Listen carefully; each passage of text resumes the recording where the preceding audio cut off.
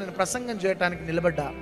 అపోస్తుల కార్యములు 24వ అధ్యాయం 15-16 వచనంలో, దేవునికి మనుషులకి ఎదుట నా మనస్సాక్షిని నేను శుద్ధీకరించుకోవటానికి నేను అభ్యాసం చేసుకుంటున్నాను పౌలు అంటారు. ఎవరి ఎదుట? చేయి పైకెత్తి చెప్పండి. దేవుని ఎదుట, మనుషుల ఎదుట నా మనస్సాక్షిని చేసుకుంటున్నాను. ఎప్పుడైతే మెసేజ్ ఇవ్వాలనుకున్నానో నా కాళ్ళు చేతులు వణికిపోతుంది.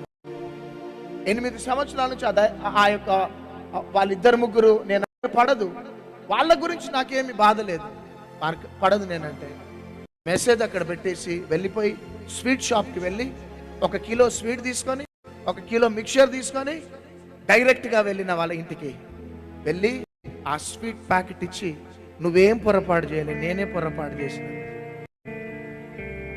నువ్వేం పొరపాటు చేయలేదు బ్రదర్, నేనే పొరపాటు చేసిన, నన్ను క్షమించని ఆ స్వీట్ ప్యాకెట్ ఇచ్చి ముద్దు పెట్టుకున్నంతే.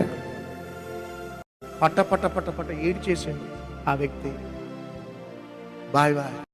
ఇంకొక దగ్గరికి వెళ్ళిన స్వీట్ ప్యాకెట్ మిక్చర్ ఇచ్చిన, హగ్ చేసుకున్నా. నువ్వేం పొరపాటు చేయలేదు, పొరపాటు అంతా నేనే చేసిన, దయచేసి నన్ను క్షమించు. ఇట్లా 4-5 దగ్గరికి వెళ్ళగానే వాళ్ళు అన్నది ఒకటే ఒక మాట, నువ్వు ఇంత ఉన్నత స్థాయిలోకి వెళ్ళటానికి ఇదే రహస్యం అని ఈరోజు మాకు తెలిసింది. చప్పట్లు కొట్టండి అంత.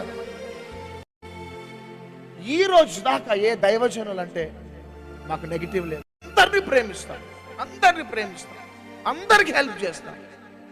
అది యేసయ్య మనస్సు, దట్ ఈస్ యూనిటీ. అందుకనే క్లోజ్ చేసేస్తున్నాను.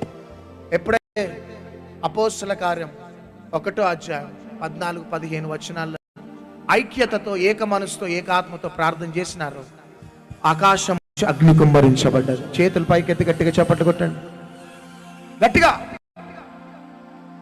12 మంది శిష్యులు, ఒకరంటే ఒకరికి పడదు, ఒకరంటే ఒకరు పడదు ఎప్పుడు.